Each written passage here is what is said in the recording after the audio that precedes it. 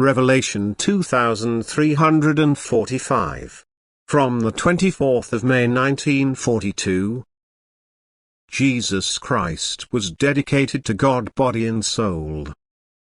Jesus Christ's body no longer opposed its soul. It demanded nothing for itself than the soul wanted, which had completely united with the Spirit. This was the state of Jesus, the man, when he had accomplished his act.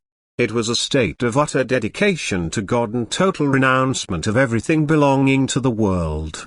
His body, being entirely spiritualized, was totally independent from the earth and its laws, that is, the spiritual substances of his human body had merged with those of the soul and effectively subordinated themselves to the Spirit's will, which was most closely united with the Father Spirit, and thus the earthly body together with the soul became one with the eternal deity.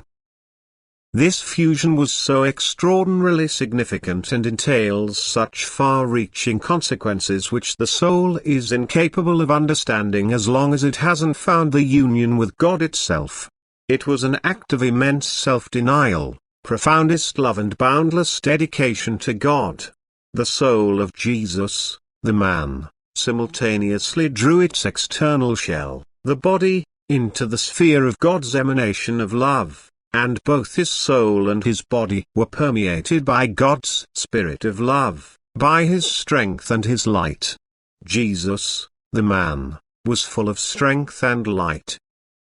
He was powerful and wise, and every creature obeyed him, the whole of creation complied with him, for God was in him in all fullness, since neither the soul nor the body offered him resistance any longer, and this boundless dedication also resulted in God's boundless activity. Now it was God himself who manifested himself in everything Jesus did and said. God's love takes hold of everything that hands itself over to him. It permeates every creation as soon as its inherent spirit does not offer any resistance to the divine love. Wherever this resistance is removed, there can only be the love of God. Therefore, since God is love, God can only be where he finds no opposition resisting him. Everything of God is divine as long as it offers no resistance.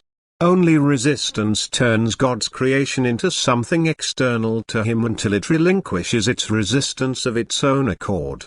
Jesus, the man, was utterly devoted to God and thus no longer external to God but fused with him, thus one with God. And therefore totally transfigured, because the union with God is a state of bright light. And when Jesus Christ passed away from this world, he took his body along with his soul into eternity, for nothing adhered to him any more which required further development. Both body and soul were perfect. Every spiritual substance was so inclined towards God that it was permeated by God's light and love, that it was like God, because it had completely united with the eternal deity. Amen.